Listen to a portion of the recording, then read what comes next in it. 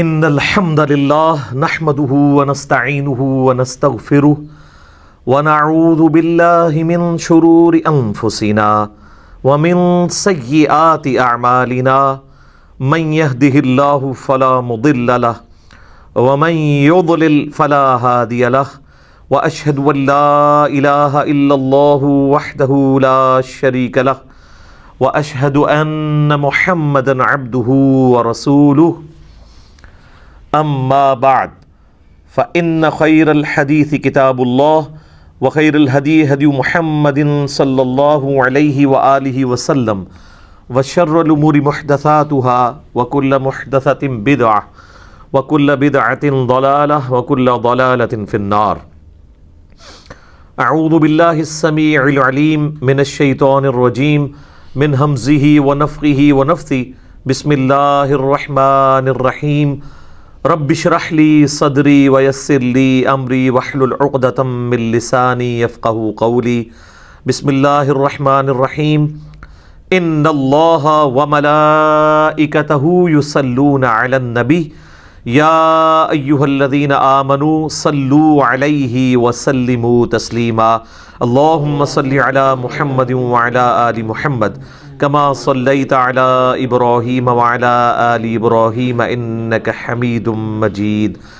اللهم بارك على محمد وعلى آل محمد كما باركت على إبراهيم وعلى آل إبراهيم إنك حميد مجيد. اللهم ربنا آتنا في الدنيا حسنة وفي الآخرة حسنة وقنا عذاب النار. لا إله إلا أنت سبحانك إني كنت من الظالمين. حسبنا الله ونعم الوكيل. يا حي يا قيوم برحمتك أستغيث ولا حول ولا قوة إلا بالله العلي العظيم. ربنا آتنا من لدنك رحمة وهيئ لنا من أمرنا رشدا. ربنا لا تزغ قلوبنا بعد إذ هديتنا وهب لنا من لدنك رحمة انک انت الوہاب. آمین. الحمدللہ آج 15 مارچ 2020 کی قرآن کلاس نمبر 20 کے سلسلہ میں انشاءاللہ ہماری یہ اسٹوڈیو ریکارڈنگ ہونے جا رہی ہے، کیونکہ پاکستان کے اندر چونکہ آپ کو پتہ ہے آج کل اوپن جو پبلک گیدرنگ ہے زیادہ تعداد کے اندر اس کے اوپر گورنمنٹ کی طرف سے پابندی ہے، اس لیے ہم نے بالکل لمیٹڈ جو لوگ تھے ان کو یہاں پہ انوائٹ کیا تاکہ ہماری یہ قرآن کلاسز کی اسٹوڈیو ریکارڈنگ کا سلسلہ جاری رہے انشاءاللہ تعالی. آج انشاءاللہ تعالی ہم سورۃ البقرہ کی آیت نمبر 120 سے آنورڈ لے کے چلیں گے اور انشاءاللہ آج ہمارا پارہ نمبر 1 کمپلیٹ بھی ہو جائے گا انشاءاللہ تعالی. میرے بھائیو، یہ جو سورۃ البقرہ کی آیت نمبر 120 ہے یہ بہت اہم ترین آیت ہے جس میں اللہ تعالیٰ نے العلم کی اہمیت کے اوپر زور دیا ہے.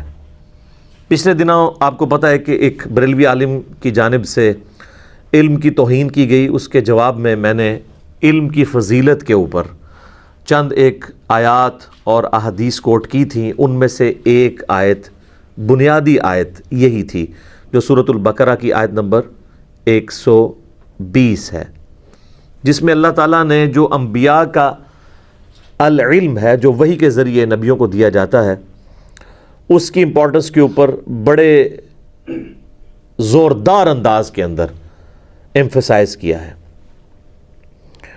اعوذ باللہ من الشیطان الرجیم بسم اللہ الرحمن الرحیم.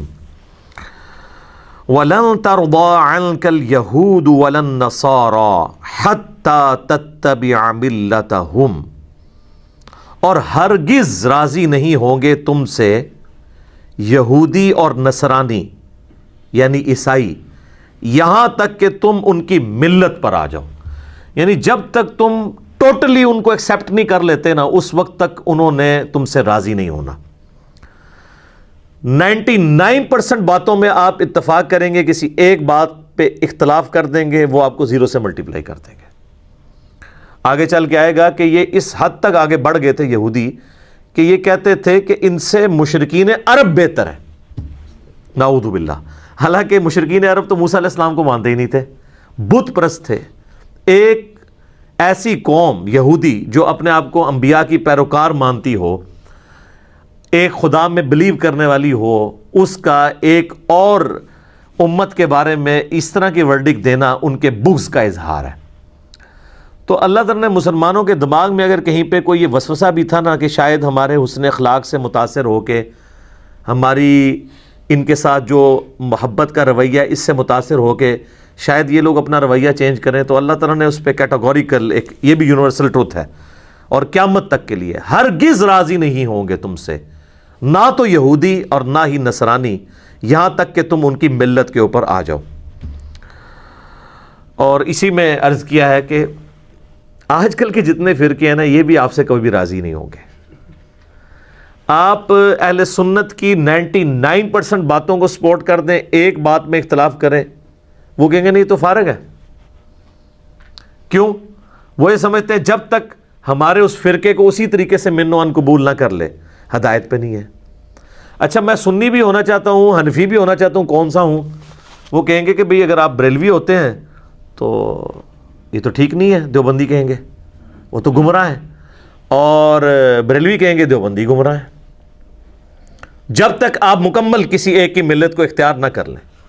تو یہ چونکہ قرآن کی آیات جنرل ہیں، قیامت تک کے لیے ہر فرقے کے اوپر اسی طریقے سے آتی ہیں۔ اب اس میں ہمارا ایٹیچیوڈ کیا ہونا چاہیے وہ اللہ تعالیٰ نے بتا دیا ہے کہ تم نے کیا ہونا ہے، ان کی آپ نے رضا جوئی نہیں کرنی ہے، بلکہ آپ نے کیا کرنا ہے، قل ان ھدی اللہ ھو الھدی، اے نبی فرما دیجئے بے شک ہدایت تو وہ ہے جو اللہ کسی کو ہدایت دیتا ہے۔ اور اللہ ہدایت کس طرح دیتا ہے؟ اپنے پیغمبروں کے ذریعے، کتابیں نازل کر کے، وحی کے ذریعے، اسی کا ذکر آگے آ رہا ہے۔ وَلَئِنِ اتَّبَعْتَ أَهْوَاءَهُمْ بَعْدَ الَّذِي جَاءَكَ مِنَ الْعِلْمِ، اور بفرض محال اے محبوب صلی اللہ علیہ وآلہ وسلم، اگر آپ نے بھی یہود و نصارہ کی خواہشات کی پیروی کی بعد اس کے کہ آپ کے پاس العلم آ چکا ہے، ڈیفینیٹ علم قرآن کی شکل میں، ہدایت کی شکل میں، اس قرآن کے ہوتے ہوئے اگر آپ نے بھی رضا جوئی چاہی یہود و نصارہ کو خوش کرنے کے لیے، کوئی کمپرومائزنگ ایٹیچیوڈ اڈاپٹ کیا، اب یہ اللہ تعالیٰ کا کلام ہے جی، اللہ اور بندے کا معاملہ ہے۔ ما لک من اللہ من ولی ولا نصیر، تو اے نبی نہ تو اللہ کے مقابلے پہ آپ کا کوئی دوست ہوگا، نہ کوئی مددگار ہوگا، آپ کا کوئی پشت پناہ نہیں ہوگا اگر آپ نے بھی قرآن سے روح گردانی کر کے یہود و نصارہ کو خوش کرنے کی کوشش کی۔ سر یہی تو ہم آپ سے کہہ رہے ہیں، کیا کہ مرنے سے پہلے اے مسلمان کر لے اس پہ غور، کتابوں کا خدا اور ہے، بابوں کا خدا اور۔ اگر آپ نے کتابوں کی پیروی نہیں کی میرے بھائی، انبیاء کی وحی کو پس پش ڈال دیا، تو اللہ تعالیٰ تو اپنے نبی کو بھی کہہ رہے کہ آپ کا بھی کوئی پشت پناہ اور مددگار نہیں ہوگا اگر آپ نے اس وحی کو چھوڑ دیا۔ تو سر میں نے آپ نے اگر بابوں کے پیچھے وحی کو چھوڑ دیا، یہ تو پروفٹ کو کہا جا رہا ہے، دراصل ہمیں سنایا جا رہا ہے، تو ہمارا کون پرسان حال ہوگا۔ اچھا اکثر لوگ کہتے ہیں جی یہ ذرا شعر جو ہے نا اس کو چینج کریں، مرنے سے پہلے اے مسلمان کر لے اس پہ غور، کتابوں کا دین اور ہے اور بابوں کا دین اور، اس سے تو اس کا زور ہی ٹوٹ جائے گا۔ دین کی ضرورت ہمیں کیوں ہے؟ اللہ کی شناخت کے لیے۔ اصل بون آف کنٹینشن ہے نا جو ایشو، وہ ہے کہ اللہ نے یہ کائنات بنائی اپنے تعارف کے لیے، اور اپنا تعارف کروایا اس نے انبیاء کے ذریعے، انبیاء کو دی ہیں اس نے کتابیں، اور وہ کتابیں انبیاء نے امت تک پہنچائی ہیں۔ کس لیے؟ دین پہ چلنا مقصد تھا؟ نہیں، دین تو ایک راستہ ہے، مقصد اللہ تک پہنچنا ہے۔ تو ہمارا یہ دعویٰ ہے کہ ہمارے بزرگوں نے اکثر اوقات ہمیں جس خدا کی کوالٹیز کا تعارف کروایا ہے وہ نہیں ہے جس کی کوالٹیز قرآن کے اندر آئی ہیں۔ میرے بھائی آپ اس شعر کی جان نکالنا چاہتے ہیں، اس کی روح ہی یہ ہے کہ خدا کا تعارف ہے اصل مسئلہ۔ تو مرنے سے پہلے اے مسلمان کر لے اس پہ غور، کتابوں کا خدا اور ہے، بابوں کا خدا اور۔ کتابوں کا خدا ہے جس کو آپ نے ماننا ہے، اور یقین کریں جب آپ کتابیں پڑھنا شروع کریں گے تو آپ کے اندر سے آواز آئے گی، کیا نام ہے بابی، نام ہے بابی، میں ہوں مسلم علمی کتابی۔ بالکل یہی چیز جو یہاں قرآن میں آئی ہے کہ کبھی بھی یہود و نصرانی تم سے راضی نہیں ہوں گے۔ تو آپ لوگوں کو میں کہہ دوں کبھی بھی آپ سے نہ وہابی راضی ہوں گے نہ بابی راضی ہوں گے جب تک کہ آپ ان کی ملت پہ نہ آ جائیں۔ تو سر چھوڑ دیں، اعلان برات کر دیں اور کتابوں کے دین کے اوپر آ جائیں. یہاں العلم اللہ نے کہا ہے قرآن کو، سنت کو. اس میں اللہ تعالیٰ کے مزاج کا بھی پتہ چلا کہ اللہ تعالیٰ صرف وہ دین آپ سے ایکسیپٹ کرے گا جو العلم کی بنیاد پہ ہوگا بس. باقی اگر کوئی کہتا ہے میرا وجدان، میری کیفیات، میرا سوز و گداز، میرا دل نہیں مانتا، اس کو تو اسلام نے 0 سے ملٹیپلائی کر دیا. یہ بالکل ذہن میں ڈالنے بات.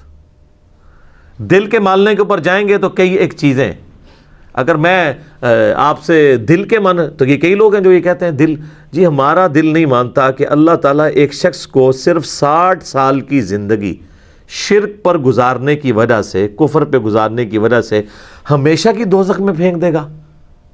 عدل کا تقاضا تو یہ ہے کہ 60 سال کے بدلے دوزخ بھی 60 سال ہو. تو اب میں آپ کے دل کو، آپ کی کیفیات کو، آپ کے وجدان کو مانوں یا اس قرآن کو مانوں؟ کہ انہ من یشرک باللہ فقد حرم اللہ علیہ الجنہ ومأواہ النار وما للظالمین من انصار. اس پہ میرا ایک یوٹیوب پہ کلپ بھی اپلوڈڈ ہے. کیا دوزخ ختم کر دی جائے گی؟ بعض لوگوں نے قرآن حکیم کی ایک آیت سے غلط رزلٹ نکالا تھا تو میں نے اس کا انٹلیکچوئل جواب دیا تھا باقی آیات کی روشنی میں. تو العلم کی پیروی کرنی ہے. انما یخشی اللہ من عبادہ العلماء. اہل علم کو صرف معرفت. یہ ڈگری والی علماء کی بات نہیں ہو رہی. اگر وہ کہتا ہے ڈگری والی علماء کی بات ہو رہی ہے تو بریلویوں سے پوچھیں کہ کیا دیوبندیوں کے علماء جنت میں جائیں گے؟ کہ نہیں. دیوبندیوں سے بریلویوں کے بارے میں پوچھیں، سنی سے شیعہ کے بارے میں، شیعہ سے سنی کے بارے میں. تو لہذا یہ پھر اس کا مطلب ہے کہ یہ وہ نہیں ہے. اس سے مراد واقعی وہ علم ہے جو اللہ تعالیٰ نے حضرت آدم علیہ السلام کو جب زمین پہ اتارا ہے، سورۃ البقرہ میں حکم فرمایا قُلْ اهْبِطُوا مِنْهَا جَمِيعًا فَإِمَّا يَأْتِيَنَّكُم مِّنِّي هُدًى فَمَن تَبِعَ هُدَايَا فَلَا خَوْفٌ عَلَيْهِمْ وَلَا هُمْ يَحْزَنُونَ. وہ یہ اسی پہ تو سر 100 نمبر مجلس ریکارڈ کروائی ہے، وہ ضرور دیکھیں. کتابوں کا خدا اور ہے، بابوں کا خدا اور. پھر نبی علیہ السلام کو جس چیز کی ترغیب دلائی گئی وہ بھی العلم ہے.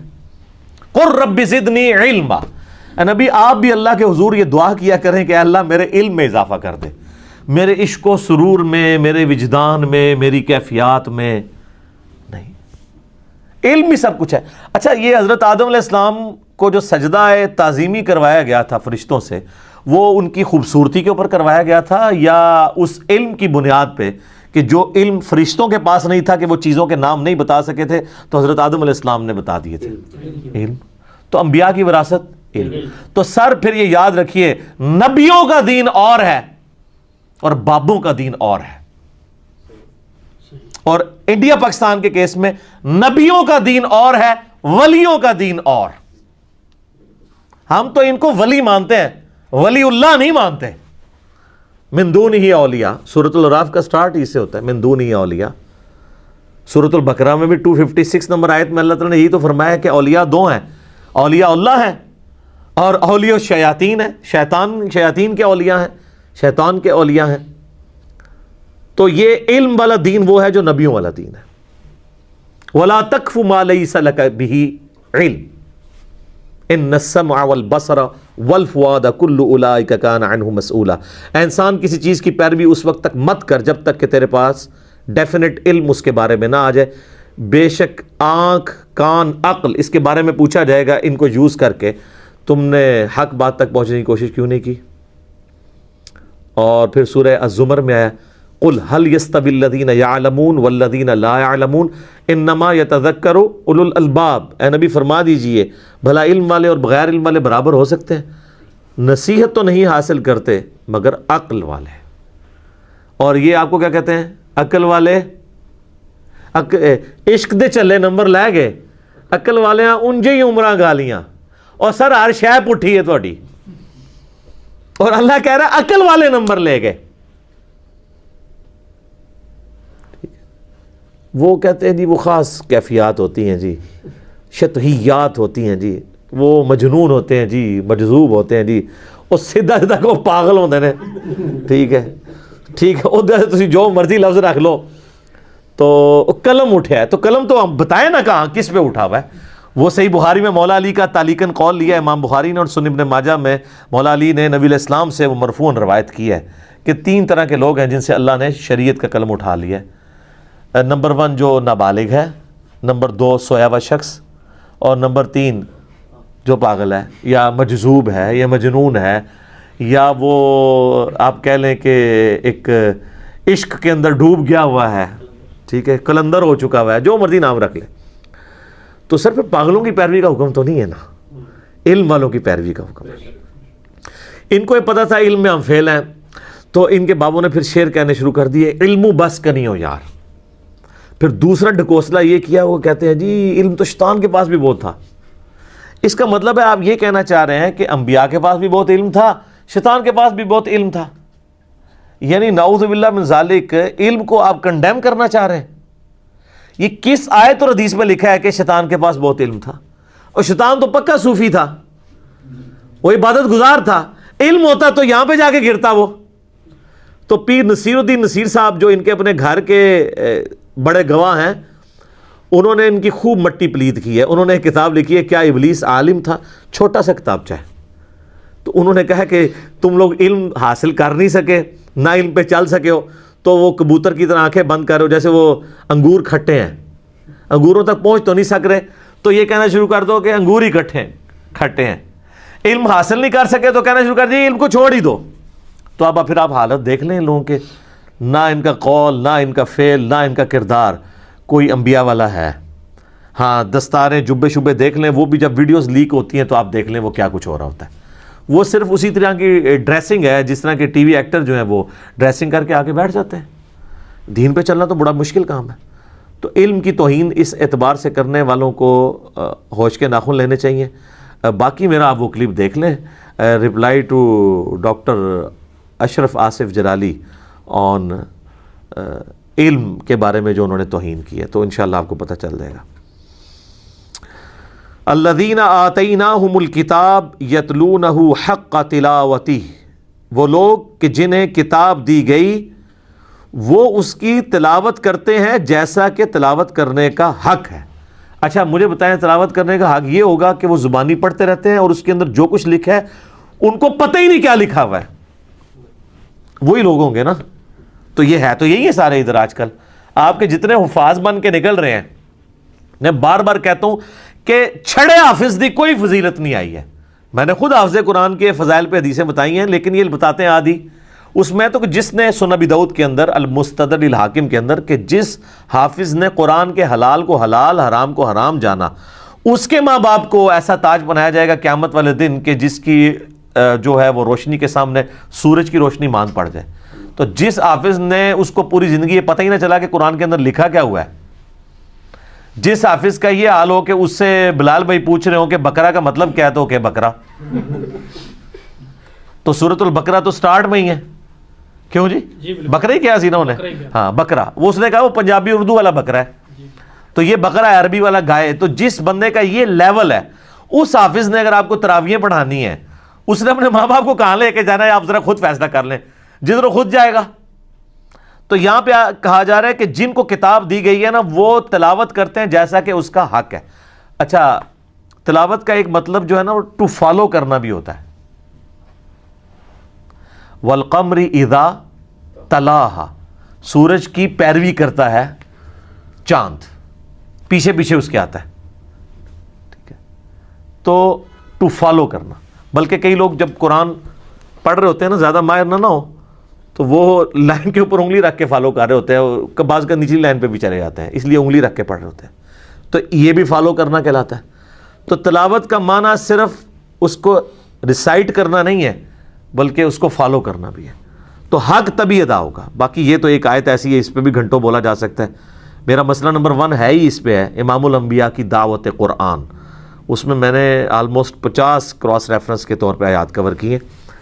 اولئک یؤمنون بہ، وہی لوگ ہیں جو اس پہ ایمان رکھتے ہیں. اب دیکھ لیں اللہ تعالیٰ فرماتا ہے کہ جو کتاب اللہ کی پیروی کرتے ہیں نا وہی لوگ ہیں اصل میں جو کتاب اللہ پہ ایمان رکھتے ہیں.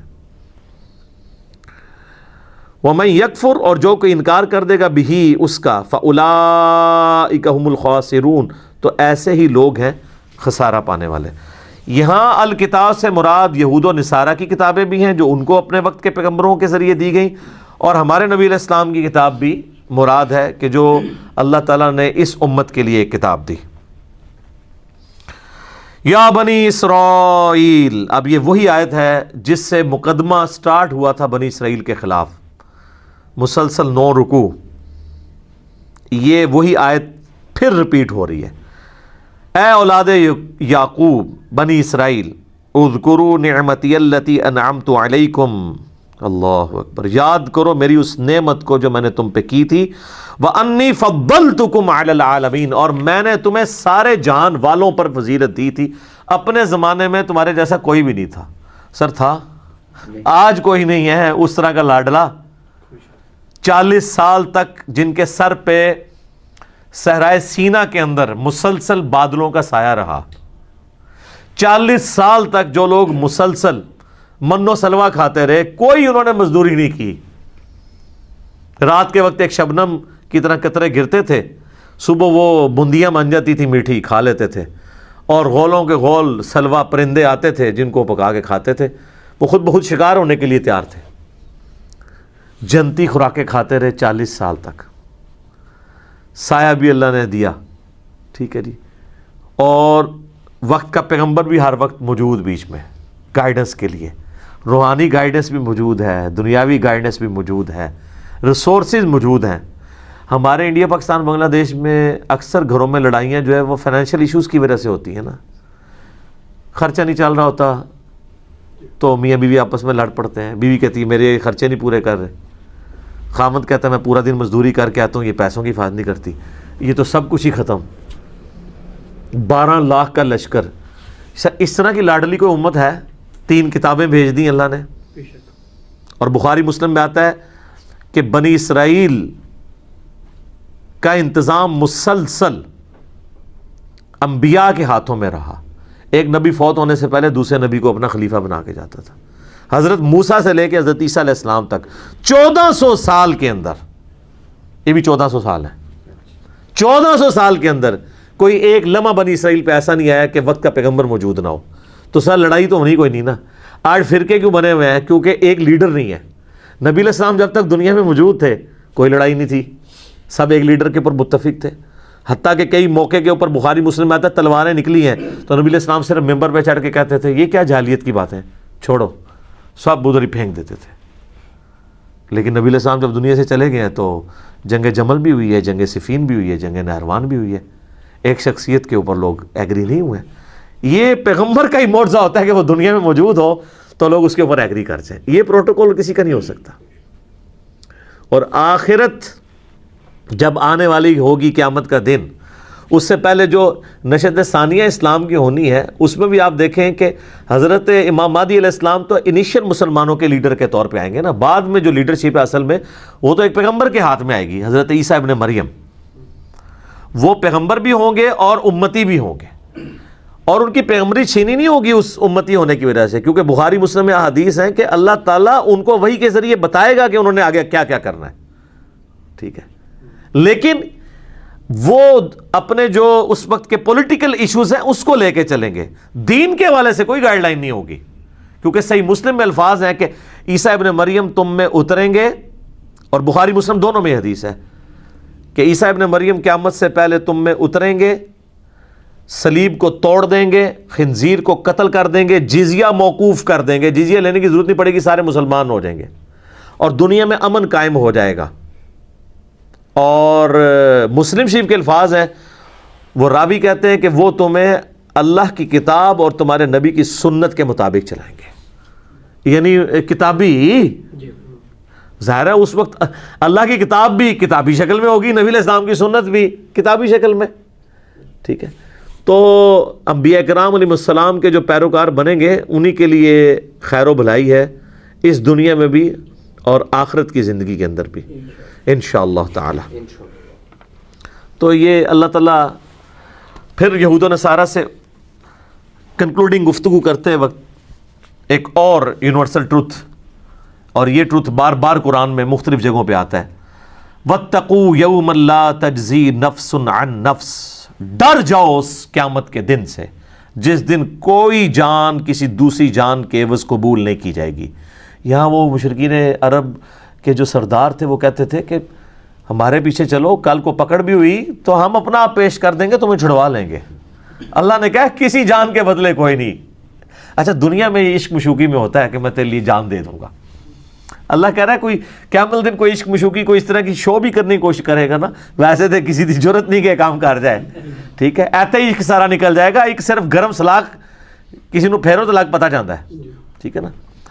تو کوئی جان سے دوسری جان بدلے کے طور پہ قبول نہیں کی جائے گی، یونیورسل ٹروتھ دیکھ لیں، نمبر 1 یہ چیز۔ نمبر 2 ولا يقبل منها عدل، اور نہ کسی سے کوئی مالی تاوان، کوئی رشوت کے طور پہ چیز لی جائے گی کہ چلو جی پیسے لے کے چھوڑ دو۔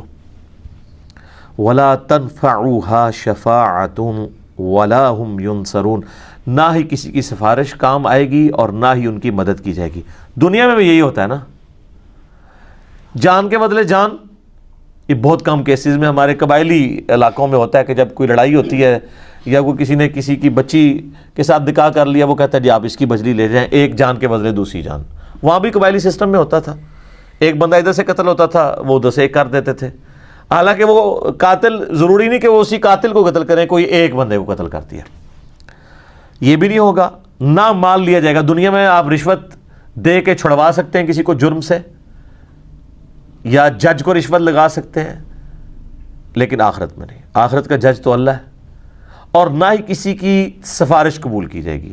تو مجھے بتائیں یہ آیت نمبر 123 سورۃ البقرہ کی پڑھنے کے بعد کوئی شخص کسی پیر کا یہ دعویٰ قبول کر لے گا کہ میں اس وقت تک جنت میں نہیں جاؤں گا جب تک کہ تمہیں بھی ساتھ نہ لے جاؤں؟ بالکل۔ تو سر وہ صحیح کرتے ہیں، آپ کو قرآن نہیں پڑھنے دیتے، ٹھیک ہے۔ صحیح مسلم میں حدیث ہے، نبی صلی اللہ علیہ وآلہ وسلم نے فرمایا قیامت والے دن جس کے عمل نے اسے پیچھے کر دیا اس کا نسب اسے آگے نہیں لے کے جا سکے گا۔ سر یہ ذہن میں رکھیں، یہ جو لوگ کہتے ہیں نا ہم سید ہیں، شاہ جی صحیح مسلم مولانا شریف نہیں، قیامت والے دن جس کے عمل نے اسے پیچھے کر دیا اس کا نسب اسے آگے نہیں لے کے جا سکے گا۔ اب آپ کو وہ حدیث سمجھ آئے گی جو بخاری مسلم دونوں میں ہے، اے میری بیٹی فاطمہ میرے مال سے جو تو نے لینا ہے مجھ سے لے لے، اگر اللہ کے حضور پکڑی گئی تو میں تیرے کچھ کام نہیں آؤں گا۔ اچھا یہ صرف فاطمہ کے لیے نہیں ہے، پھر نبی علیہ السلام نے کہا اے نبی کی پھوپھی تو بھی سن لے، اے نبی کے چچا تو بھی سن لے، اے نبی کے خاندان والوں تم بھی سن لو۔ حضور نے ایک ایک کو مخاطب کیا ہے، کیونکہ قرآن میں آیت نازل ہوئی تھی نا کہ اپنے قریبی رشتہ داروں کو ڈر سنائیے، تو اس ڈر میں آپ نے اپنی پھوپھی کو مخاطب کیا، اپنے چچا کو مخاطب کیا، اپنی بیٹی کو مخاطب کیا۔ تو وہ یہی چیز ہے۔ اچھا یہ جو آج ہمارے انڈیا پاکستان بنگلہ دیش کے مسلمانوں کو یہ شفاعت کا کنسیپٹ ہے، تو یہ یار مطلب صحابہ اور اہل بیت کو کیوں نہیں تھا سمجھ آئی کہ یہ شفاعت جو کچھ بھی ہے تیرے محبوب کی امت سے ہے؟ کوئی ضعیف روایت بھی ہے کہ جو کچھ بھی ہے تیرے محبوب کی امت سے ہے، کسی سے عقیدہ قول، کسی تابعی کا قول، اس طرح تو ہے ہی نہیں ہے۔ عمل ہے پھر یقیناً اگر کسی کا عمل بہتر ہوا تو پھر اللہ تعالیٰ اس کے نسب کا فائدہ بھی اسے دے گا۔ یہاں دیکھ لیں بنی اسرائیل کو اللہ نے کہا میں نے سارے جہان والوں پہ فضیلت دی، کیوں؟ اولاد ابراہیم تھے، لیکن ضربت علیہم الذلہ بھی ان کے اوپر ہی آیا ہے۔ پھر اللہ نے یہ نہیں دیکھا کہ ابراہیمی ہے تو چھوڑ دیں ابراہیمی ہونے پہ۔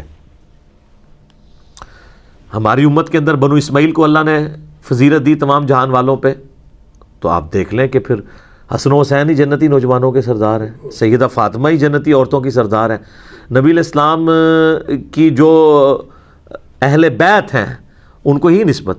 پھر اسی طریقے سے بخاری مسلم میں حدیث ہے کہ خلافت جو ہے وہ قریش میں رہے گی۔ قریش کون ہے؟ بنی اسماعیل، غیر بنو اسماعیل میں سے کوئی خلیفہ نہیں بن سکتا۔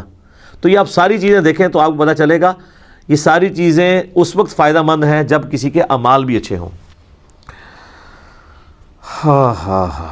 اب اللہ کے لاڈلے ترین پیغمبر سیدنا ابراہیم خلیل اللہ کا ذکر خیر ہے۔ سر یہی اب چلنا ہے کتنے رکوعوں تک؟ کیا سوز و گداز ہے جی، کیا عشق کیا ہے اللہ نے اپنے اس بندے کے ساتھ، اور اس بندے نے کیا عشق نبھایا ہے اپنے رب کے ساتھ۔ ہائے ہائے ہائے سر یہ پہلا آپ سرٹیفکیٹ دیکھیں، میں کہتا ہوں اس کائنات میں کسی شخص کو یہ سرٹیفکیٹ مل جائے نا تو وہ اس سے بڑی کوئی ڈگری اس کے لیے نہیں ہو سکتی۔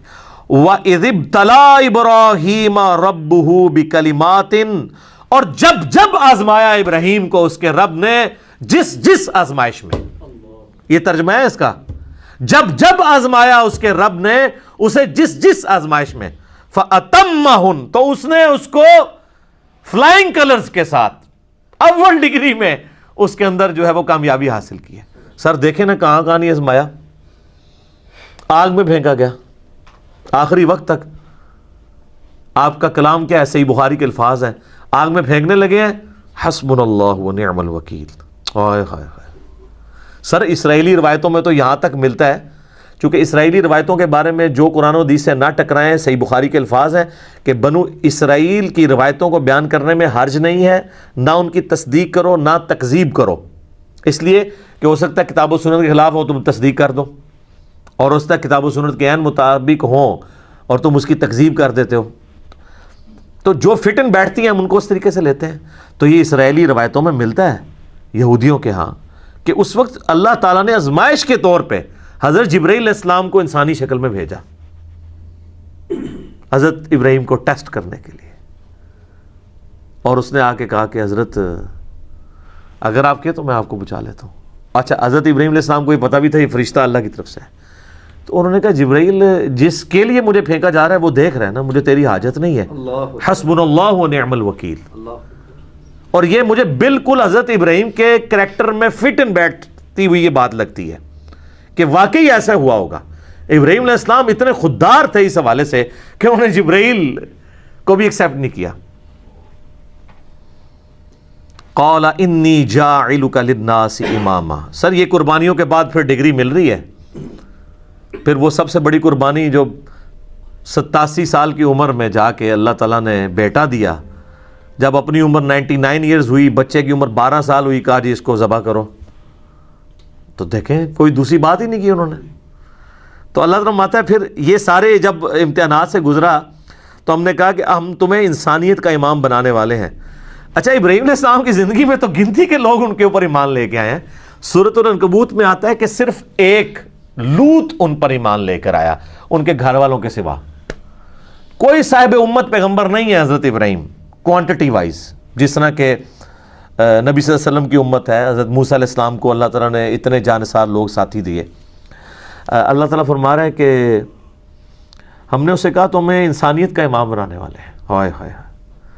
تو ابراہیم علیہ السلام کہتے ہیں قال ومن ذریتی، تو یا اللہ جو میری اولاد ہے وہ بھی ہوگی. جواب کیا انٹلیکچوئل ہے، مختصر جواب ہے اور کمال کا. یہ پوچھا گیا کہ میں تو امام ہوں تو میری اولاد میں بھی امامت ٹرانسفر ہوگی. شاہ جی تسی تے امامت روک دے نہیں پہ ہون تک. اللہ نے کہا قال لا ینال عہد الظالمین، میرا عہد ظالموں کے لیے نہیں ہوگا. یعنی جو تیرے پیروکار ہوں گے نا ان کو تو امامت مل جائے گی. امامت سے مراد یہ کوئی منصب یا کوئی امام مسجد کی ڈگری نہیں ہے. مراد یہ کہ وہ لوگوں کو دین سکھائیں گے. انبیاء کا جو دین ہے وہ جو اللہ نے ان کو دیا ہے وہی کے ذریعے اس کا تعارف کروائیں گے امتوں کو. تو اللہ نے فرما دیا اس میں بھی کہ تیری اولاد میں بھی کوئی ہوا نا اگر وہ ظالم ہوا، اپنی جان پہ ظلم کرنے والا. سب سے بڑا ظلم کون سا ہے؟ شرک. ان الشرک لظلم عظیم، سورہ لقمان آیت نمبر 13. اگر تیری اولاد کے اندر کوئی ظلم کرنے والا ہوا، چاہے وہ شرک کرنے والا یا گناہ کبیرہ کرنے والا، وہ کوئی امام نہیں بنے گا. آپ بے شک کہتے رہے سید نے سوٹا لا رہے ہیں جی، سید ہیں نا جی، گوٹے گڈے پکڑو. اور اللہ تعالیٰ فرما رہا ہے ابراہیم جو تیرے طریقے پہ نہیں چلے گا نا اس کے لیے کوئی ڈگری نہیں ہوگی. تو اس میں یہ امپلائڈ ہے کہ اگر تیری اولاد میں کوئی تیرے طریقے پہ چلے گا تو وہ امام بھی وہی ہوگا. تو امام حسین ہے نا امام، سر امام حسن ہے نا امام، وہ ڈیزرو کرتے ہیں. ابراہیمی اولاد ہے، انہوں نے پرفارم بھی کی ہے. تو قرآن سے یہ حسنین کریمین کی امامت قرآن سے ثابت ہوتی ہے. یہ والی امامت وہ ڈیوائن امامت نہیں کہ جو ختم نبوت کے منافی ہے. اس پر میرا کلپ بھی آپ دیکھ لیں، عقیدہ امامت یوٹیوب پہ جا کے. تو اللہ تعالیٰ فرماتا ہے ظالموں کو عہد نہیں ملے گا. ہاں تیری اولاد میں کوئی تیرا پیروکار ہوگا. تو یہ وہی حدیث صحیح مسلم کی کہ جس کو اس کے عمل نے پیچھے چھوڑ دیا اس کا نسب اسے آگے نہیں لے کے جا سکتا. اللہ اکبر. وَإِذْ جَعَلْنَا الْبَيْتَ مَثَابَةً لِلنَّاسِ وَأَمْنًا، اور جب ہم نے بنایا اس خانہ کعبہ گھر کو مرکز لوگوں کے لیے اور امن کی جگہ بنا دیا. وَاتَّخِذُوا مِن مَّقَامِ إِبْرَاهِيمَ مُصَلًّى، اور ہم نے حکم دیا اپنے محبوب صلی اللہ علیہ وآلہ وسلم کو کہ ابراہیم کے کھڑے ہونے کی جگہ کو اپنا مصلی بناؤ۔ اچھا، نبی علیہ السلام جب تک مکے میں تھے نا تو آپ کھڑے ہوتے تھے مستجاب دیوار کی طرف، یعنی یہ قبلہ شریف ہے نا، اگر آپ دیکھیں ریکٹینگولر ہے یوں، پاکستان سے اگر آپ دیکھ رہے ہو نا تو یہاں پہ مقام ابراہیم ہے، ٹھیک ہے جی، آلموسٹ کعبے کے اس طرف، اور یہاں پہ خانہ کعبے کا دروازہ ہے، اور اس کارنر پہ حجر اسود ہے، ٹھیک ہے، اور یہ جو دیوار ہے نا یہ والی، یہ کہلاتی ہے مستجاب، 70 انبیاء کا مصلی ہے، کیونکہ یہاں پہ اگر کوئی کھڑا ہونا تو اس کا رخ بیت المقدس کی طرف ہو جاتا ہے، اور اس دیوار کے بالکل اپوزٹ حتیم ہے، حتیم کی جو اپوزٹ والی دیوار ہے اسے مستجاب کہتے ہیں۔ تو نبی علیہ السلام یہاں کھڑے ہو کے نماز پڑھتے تھے تو دونوں قبلوں استقبال ہو جاتا تھا۔ حضرت عمر کی خواہش تھی کہ نبی علیہ السلام اپنا مصلی بدلیں، انہوں نے مشورہ بھی دیا، بخاری مسلم میں حدیث ہے حضرت عمر کی، آپ عارضی دیکھیں، حضرت عمر کہتے ہیں کہ میں نے 4 باتوں میں اپنے رب کی موافقت کی۔ وہ یہ بھی کہہ سکتے تھے کہ میرے رب نے میری موافقت کی، کیونکہ مشورہ تو پہلے حضرت عمر نے دیا تھا، لیکن حضرت عمر کا یہ ماننا تھا کہ میرے دل میں بھی جو خیال آتا ہے نا وہ بھی تو اللہ کی طرف سے ہی آتا ہے۔ ایک انہوں نے کہا کہ میں نے نبی علیہ السلام کو مشورہ دیا تھا کہ ابراہیم کے کھڑے ہونے کی جگہ کو نا مصلی بنایا جائے، جب آپ یہاں پہ کھڑے ہوں گے تو پھر اعلانیہ ہوگا کہ اب وہ تو قبلہ گیا، اب صرف یہ ہے۔ تو دوسرا مشورہ دیا تھا کہ آپ کی جو ازواج ہیں یہ رات کو جب قضائے حاجت کے لیے نکلتی ہیں تو پردے کا حکم ان کو دیں، تو آیت پردہ نازل ہوگی۔ تیسرا، منافقین کا جنازہ آپ نہ پڑھیں، تو سورہ توبہ میں آ گیا اندھا آپ نے کسی منافق کا جنازہ نہیں پڑھنا۔ چوتھا، غزوہ بدر کے قیدی جو ہیں ان کو قتل کیا جائے، حضور رقیق القلب تھے، حضور نے فدیہ لے کے چھوڑ دیا، وہاں پہ بھی آیات نازل ہوئی کہ ان کو قتل کرنا چاہیے تھا، چلو اب جو ہوا وہ ٹھیک۔ یہ 4 باتوں پہ، اس میں سے ایک یہ تھی۔ مقام ابراہیم آج بھی موجود ہے، دیوار والی جہاں پہ خانہ کعبے کا دروازہ ہے اس والی دیوار میں سامنے آپ کو نظر آئے گا، ہر عمرے کے اینڈ پہ، اور جب عام طواف بھی آپ کرتے ہیں 7 چکروں کے بعد وہاں پہ 2 نفل اس کی سیدھ میں پڑھنے ہوتے ہیں۔ وہ اس وقت یلو کلر کی آپ کو ایک سمجھ لیں 6 یا 7 فٹ کی ایک عمارت چھوٹی سی نظر آئے گی جو گرل سی بنی ہوئی ہے پیتل کی، اس کے اندر ایک پتھر ہے، وہ حضرت ابراہیم کی یاد کے طور پر موجود ہے، جس کے اوپر وہ کھڑے ہوتے تھے تو وہ جو حضرت ابراہیم علیہ السلام یعنی دیواریں اوپر جاتی تھی وہ پتھر بھی اونچا ہوتا جاتا تھا۔ اس وقت ظاہر کوئی کرین نہیں تھی، یہ اللہ کی طرف سے غیبی تھا معاملہ۔ تو اینڈ پہ اس پتھر کے اوپر حضرت ابراہیم علیہ السلام کے قدموں کے نشان بھی موجود ہیں، حالانکہ وہ ہارڈ چیز ہے، نرم چیز نہیں ہے۔ آج کل تو آپ ڈال سکتے ہیں نشان، سیمنٹ والی جگہ پہ ڈالیں بعد میں خشک کر لیں، لیکن ٹینچر پتھر کے اوپر، چٹیل پتھر کے اوپر، یہ احتراماً اللہ تعالیٰ نے ایک معجزے کے طور، وہ آج تک وہ پتھر بھی وہاں موجود ہے، لیکن وہ آپ کو بڑی مشکل سے، ویسے اس کی تصویروں سے آپ اوپر سے جو لی ہوئی اندر سے اس میں سے آپ کو پاؤں کے نشان نظر آ جائیں گے ابراہیم علیہ السلام کے، باقی مشکل سے نظر آتے ہیں کیونکہ اس پتھر کے اوپر بھی انہوں نے ایک میٹل سا چڑھا دیا ہوا ہے، تو وہ ایگزیکٹ اتنا وہ قریب سے نظر نہیں آتا۔ تو وہاں پہ حضرت ابراہیم علیہ السلام کا وہ مصلی، اور آپ دیکھیں انہوں نے جو سلطنت عثمانیہ کے اندر کم از کم 300 سال تک 4 مصلے ڈال کے رکھے، وہاں پہ بھی یہی جھگڑا رہتا تھا، تو وہ مصلی کوئی بھی تیار ہی نہیں ہوا۔ یہ خانہ کعبہ ہے، یہ مقام ابراہیم ہے، پاکستان کی طرف سے دیکھیں تو بیسٹ ویو ہے، حجر اسود والا کارنر بھی آپ کو نظر آتا ہے، دروازہ بھی، اور یہاں پہ یہ بھی، اور حتیم بھی نظر آتا ہے یہاں سے دیکھ رہے ہوں۔ تو سر یہاں کے اوپر اس کارنر کے اوپر نا جناب وہ مصلی تھا حنبلی، یہاں پہ شافعی، اور اس جگہ پہ کر کے جو ہے وہ تھا فقہ حنفی تواڈے وڈے بھراواں دا، اور اس طرف تھا مالکی مصلی۔ مقام ابراہیم پہ کسی کا مصلی نہیں تھا۔ میرا یوٹیوب کے اوپر بڑا ڈیٹیل ہے اماموں کی گستاخی کا فتویٰ مسئلہ 197، اس میں تو ہم نے کلرڈ تصویریں 1925 کی 1955 کی دکھائی ہیں۔ تو آپس میں جھگڑتے تھے، ساروں کی خواہش تھی کہ ساڈا امام جڑا وہ ابراہیمی ہے، تو ابراہیم علیہ خالی ابراہیمی کا، تو یہ بدبخت رہے 300 سال تک کسی کو توفیق ہی نہیں ہوئی مقام ابراہیم پہ کھڑے ہونے کی، کیونکہ وہ کہتے تھے ٹھیک ہے اسی بھی نہیں کھلواؤں گے، تسی بھی نہیں کھلو گے، نہ کھیلیں گے نہ کھیلنے دیں گے۔ جب سعودی حکومت نے یہ 4 مصلے اٹھوائے تو انہوں نے مقام ابراہیم پہ اتنے 100 سال کے بعد واپس امام میں کعبہ کو کھڑا کر کے 4 مصلے اٹھوائے، الحمدللہ۔ تو یہ مقام ابراہیم کی ہسٹری ہے۔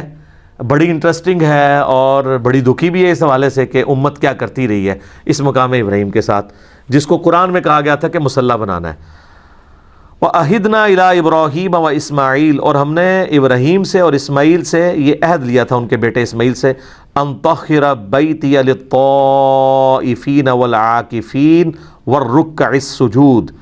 یار دیکھیں پیغمبروں کو اللہ کہہ رہا ہے، سب سے جلیل القدر پیغمبر اور اس کا بڑا بیٹا اسماعیل، اللہ کہہ رہا ہے ہم نے دونوں باپ بیٹا دونوں پیغمبروں کو کہا کہ صفائی کرو ہمارے گھر کی، یہاں پہ طواف کرنے والوں کے لیے، اعتکاف کرنے والوں کے لیے اور رکوع اور سجود ادا کرنے والوں کے لیے میرے گھر کو صاف رکھو۔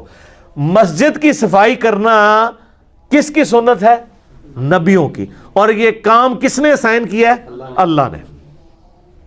سر یہ بھی فضیلت ہے، ویسے تو بخاری مسلم میں کئی احادیث ہیں مسجد کی صفائی کی فضیلت کے اوپر، لیکن یہ قرآن میں آ گیا کہ اللہ نے کہا کہ میرے گھر کو صاف ستھرا رکھو، للطائفین طواف کرنے والوں کے لیے، والعاکفین اور اعتکاف کرنے والے کے لیے، والرکع السجود اور رکوع اور سجدے کرنے والوں کے لیے۔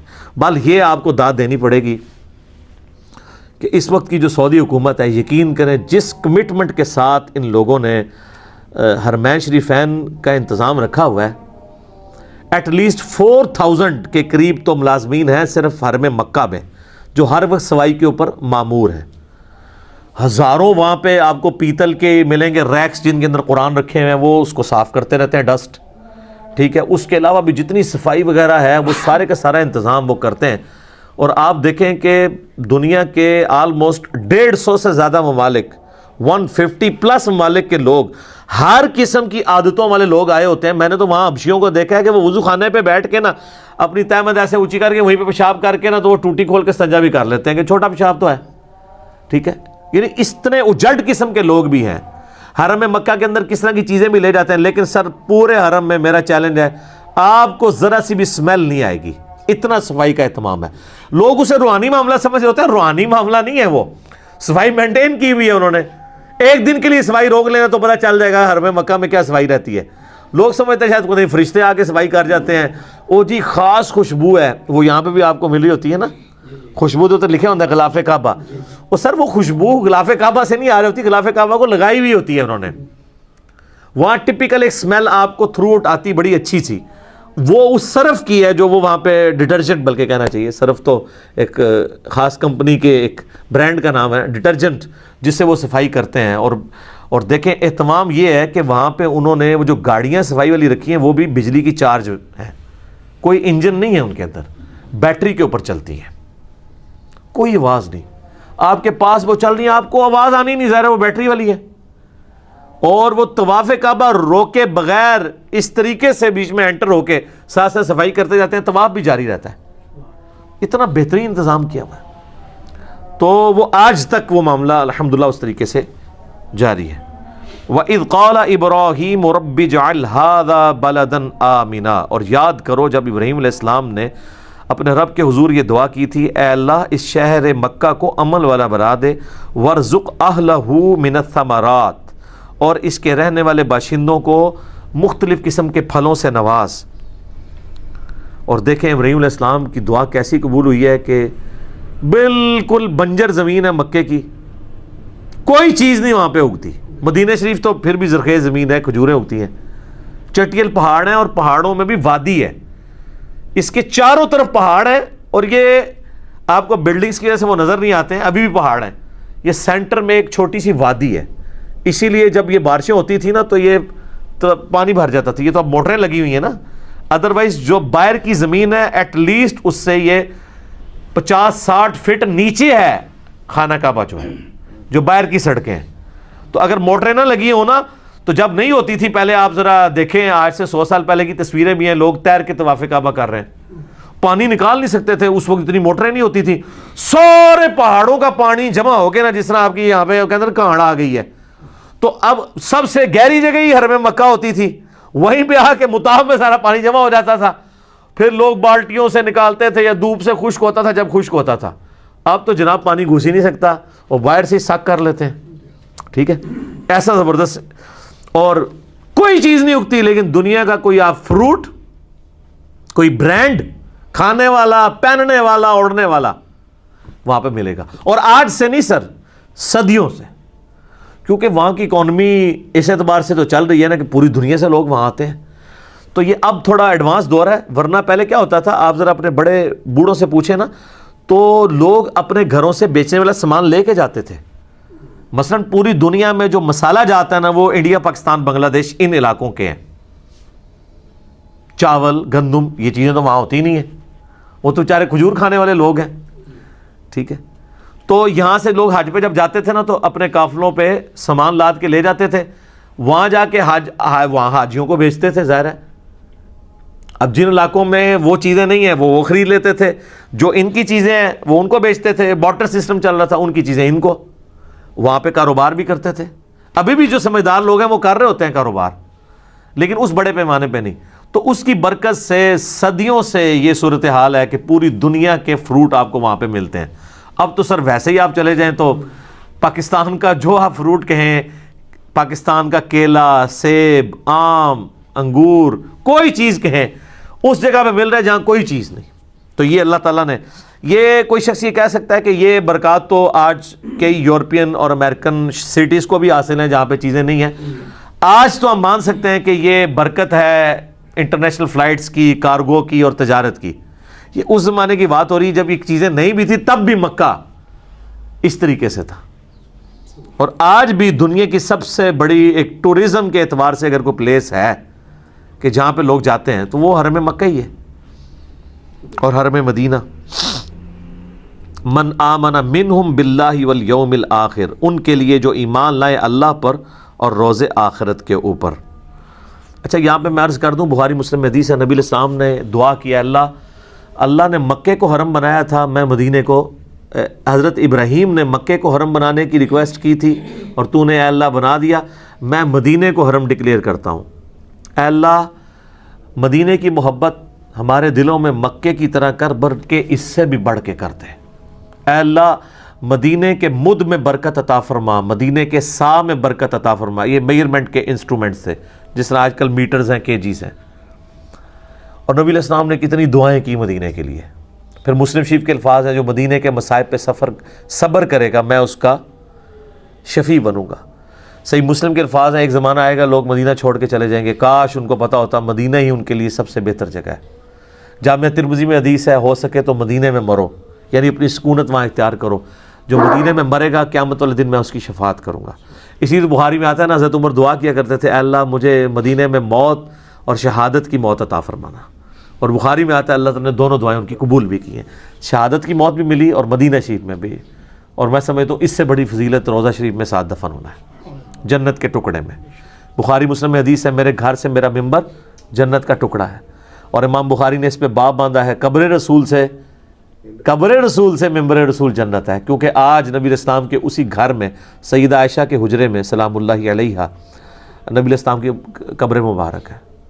اور حضرت عمر نے، بخاری میں بڑی دردناک حدیث ہے، اپنے بیٹے کو بھیجا جب آپ کو زخم لگا اور معدہ کٹ گیا، کھانا بھی نہیں رکتا تھا، جو کھاتے تھے نکل جاتا تھا، اور ان کو اب لگا کہ میں نہیں بچ پاؤں گا. تو انہوں نے اپنے بیٹے کو کہا کہ جا کے سیدہ عائشہ کے پاس جا کے کہو کہ عمر ابن خطاب سلام عرض کرتا ہے اور چاہتا ہے اپنے دو ساتھیوں رسول اللہ اور ابو بکر کے ساتھ دفن ہو. اور تم نے یہ نہیں کہنا کہ امیر المومنین، بلکہ کہنا عمر ابن خطاب، کیونکہ مجھے، یعنی ان کو ایک خدشہ تھا کہ وہ امیر المومنین کا حکم ماننا تو ضروری ہے نا، وَأُولِي الْأَمْرِ مِنْكُمْ. ٹھیک ہے، جس کے تحت ہم نے بھی یہاں پہ اب اسٹوڈیو ریکارڈنگ شروع کر دی ہے اپنے امیر المومنین کے حکم کی وجہ سے، کرونا وائرس کے تحت. تو اما عائشہ نے کہا وہ تو میں نے اپنے لیے قبر کی جگہ رکھی تھی، آج میں عمر کو اپنے پہ ترجیح دیتی ہوں. پھر آ کے ابن عمر نے جب بتایا تو حضرت عمر نے کہا کہ واللہ میرے لیے اس سے بہتر کوئی نعمت نہیں تھی کہ مجھے نبی علیہ السلام کے ساتھ مدفن نصیب ہو. الحمدللہ. آپ دیکھیں قیامت والے دن لوگ قبرستان سے جب نکلیں گے تو اپنے اپنے پڑوسی اس کے، جس طرح یہاں بیچارے اب بریلوی دیوبندی ایک دوسرے کو سلام نہیں کرتے، اہل حدیث مسجدیں لاد ہیں، تو جب قبروں میں تو قبرستان تو ویسے سانجھے ہیں. ابھی تک شکر ہے یہ بدعت نہیں آئی ہے کہ بریلویاں دا قبرستان ہے، دیوبندیاں دا ہے، اہل حدیثاں دا ہے، شیعہ دا ہے، سنیاں دا. خاندانی بنیادوں پہ ضرور قبرستان ہیں، کہ یہ مغلوں کا ہے، یہ جاٹوں کا ہے، یہ رائیوں کا ہے، لیکن اس اعتبار سے نہیں ہے۔ تو قیامت والا دن جو ہے نا وہ آپ کو کئی لوگ ناگوار بھی لگ رہے ہوں گے، ان کے ساتھ بھی آپ قبر سے اٹھ رہے ہوں گے، لیکن حضرت ابوبکر عمر کی قسمت دیکھیں کہ رسول اللہ کے ساتھ اٹھ رہے ہوں گے۔ صحیح مسلم کے الفاظ ہیں، قیامت والا دن سب سے پہلے مجھے قبر سے نکالا جائے گا، سب سے پہلے میری شفاعت قبول کی جائے گی، سب سے پہلے میرے نام کے اوپر جنت کا دروازہ کھلے گا۔ صلوات بر محمد و آل محمد، اللہم صلی علی محمد و علی آل محمد۔ تو اللہ نے فرمایا ہے کہ یہ حضرت ابراہیم نے دعا کی ان لوگوں کے لیے جو ایمان لے ہیں ان میں سے جو اور یوم آخرت پر اور اللہ پر، قال ومن کفر، اور پھر اللہ تعالیٰ نے فرمایا کہ دیکھنا جس نے کفر کیا، فَأُمَتِّعُوهُ قَلِيلًا، تو میں اب ابراہیم علیہ السلام کی دعا کے ساتھ اللہ نے بھی اپنی ان پٹ دے دی ہے کہ دعائیں تو تم کر رہے ہو، یہ نہ ہو کہ مکے میں رہنے والے ہوں اللہ اور اس کے پیغمبروں کے نافرمان تو ان کے لیے بھی تم دعائیں کر رہے ہو، تو ان کے لیے کیا ہوگا؟ فَأُمَتِّعُوهُ قَلِيلًا، میں دنیا کا برتنے کا سامان تو ان کو دوں گا۔ دیکھ لینا عربی کتنے امیر ہیں، سب کچھ میں نعمتیں اویل کر رہے ہیں، لیکن دنیا میں اگر وہاں پہ رہتے ہوئے کسی شخص نے اللہ کو رسپانس نہیں کیا تو سر وہ نقصان پہ زندگی گزار گیا۔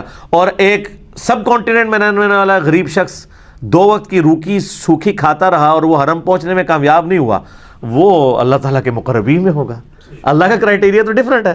تو اللہ تعالیٰ میں کہ میں دنیا کا مال تو دوں گا اہل مکہ کو برتنے کا، جو لوگ یعنی ان میں سے کفر کرنے والے ہوں گے، کفر بمانا صرف وہ والا کفر نہیں جو ہم سمجھتے ہیں، ناشکری کے بھی ہے۔ جیلم میں ایک بندہ مجھے ملا، اس نے مجھے بتایا کہ جی میرا جو سالہ ہے وہ 25 سال حرم مکہ سے واکنگ ڈسٹنس ہوٹل میں رہا، 25 سال کام کرتا رہا، اور وہ کہتا ہے میں نے زندگی میں ایک نماز بھی حرم مکہ میں نہیں پڑھی، نہ میں نے عمرہ کیا نہ کوئی حج کر سکا، کہتا ہے ٹائم ہی نہیں ملا۔ انا للہ و انا الیہ راجعون، یہ بالکل جینون ہے، اور یہ ہو جاتا ہے جب اللہ کی طرف سے مہر لگ جائے، مہر بھی لگ جاتی ہے، اور بعض کا انسان چیزوں کو کیجول لے رہا ہوتا ہے۔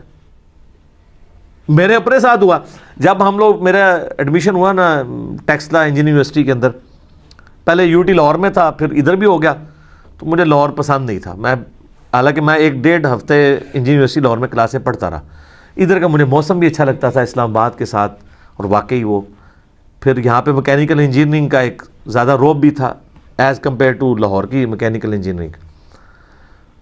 تو میں جب گیا نا، تو اب بچپن سے ہم لوگ اپنی ہسٹری کتابوں میں ٹیکسلا کا میوزیم پڑھ رہے تھے کہ جی پاکستان میں اس طرح کا میوزیم نہیں ہے، تو میں نے جناب کہا جی چلو سب سے پہلے ہم میوزیم دیکھیں گے۔ تو سر آپ دیکھیں میں 5 سال وہاں پڑھتا رہا ہوں، ہر ویکینڈ پہ ارادہ کرتا تھا، ایک ویکینڈ میں جیلم واپس آتا تھا، ایک ویکینڈ وہاں گزارتا تھا، لیکن کوئی نہ کوئی کام پڑتا تھا، حتیٰ کہ پاس ہو کے ڈگری بھی لے لی۔ جس دن ڈگری ملی نا اس دن میں نے کہا یار اب تو ہم نے واپس بھی نہیں آنا، تو آج ہم کم از کم میوزیم تو دیکھ جائیں۔ اس دن میں گیا تو میوزیم ہی بند۔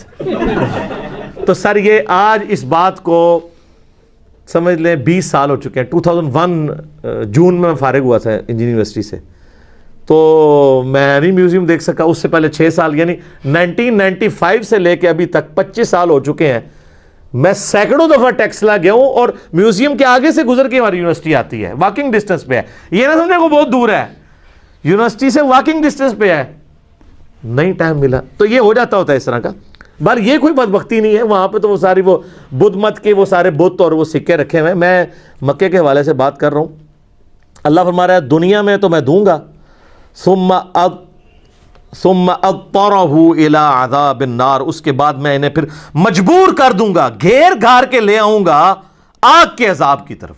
سر یہ الفاظ دیکھیں، یہ کتابوں کا خدا ہے، بات بھی ہو رہی ہے تو کس طریقے سے ہو رہی ہے، کتنی تکلیف اگلے کو دینے والی بات کہ میں ان کو گھیر گھار کے پھر آگ کے عذاب کی طرف لے آؤں گا۔ مراد یہ کہ ان کو پتہ بھی نہیں لگے گا، اپنی طرف سے سمجھ رہے ہوں گے اللہ کا بڑا کرم ہے۔ یہاں پہ بھی یہی فلمی ایکٹر ہیں، وہ کہتے ہیں اللہ کا بڑا کرم ہے، فلم کامیاب ہوئی، وہ گھیر گھار کے جا رہے ہوتے ہیں اس طرف۔ وَبِئْسَ الْمَصِيرُ، اور کیا ہی برا ٹھکانہ ہے جہنم۔ اور سر سورۃ الفرقان میں تو آتا ہے کہ جہنم ایک لمحے کے رہنے کے لیے بھی برا ٹھکانہ ہے، اور ہمیشہ رہنے کے لیے بھی. کیونکہ بعض لوگ کہتے ہیں نا کہ جی وہ ایک پھیرا ہی لگے گا. پھیرا والا معاملہ نہیں ہے, ایک لمحے کے لیے بھی ایک بری جگہ ہے. اللہم اجرنا من النار, اللہم اجرنا من النار, اللہم اجرنا من النار, آمین. اللہم من احییتہ منا فاحیہ علی الاسلام ومن توفیتہ منا فتوفہ علی الایمان, آمین. خواہش تو تھی میری, لیکن سر یہ آیات متقاضی ہیں کہ ان کو اسی طریقے سے ڈسکشن کی جائے. وہ اگلے دن کسی نے کمنٹس کیے تھے, لگتا ہے کہ ہوں بھی 10 سال ہی لگ جانے نے. سر ہوں پاویں 20 سال لگے, مجھے یہ ہے کہ میں نے 9 سالوں میں ایک ریکارڈنگ کروا دی ہے. اب میں اپنا روح راضی کر رہا ہوں, کیونکہ مجھے پتا ہے کہ اس کے بغیر قرآن کا آپ کو مزہ بھی نہیں آنا. اس طرح کا قرآن تو آپ ترجمہ بھی سن لیں, لیکن آج کے دور کا قرآن ان سارے وسوسوں کو ساتھ لے کے, تاکہ پتہ چلے کہ اس وقت کے جو ایشوز ہیں ان کو ہم نے کیسے سمجھنا ہے. تو کوشش یہی ہے کہ اس طریقے سے پہنچایا جائے. اسی لیے آپ دیکھتے ہیں کہ بمشکل 10 آیات کبھی 12 آیات کور ہوتی ہیں, لیکن کوشش یہی ہے کہ یہ چیز آپ کے دل کے اندر راسخ ہو جائے اور قرآن کی عظمت بیٹھ جائے. مقصد اس کو جلدی جلدی ختم نہیں کرنا, یہ تو سر جتنی بار شروع کریں, قرآن کا تو ٹیسٹ ہی اپنا ہے. ٹھیک ہو گیا جی. تو اللہ تعالیٰ سے دعا ہے جو حق بات میں نے کہی اللہ تعالیٰ ہمارے دلوں میں راسخ فرمائے.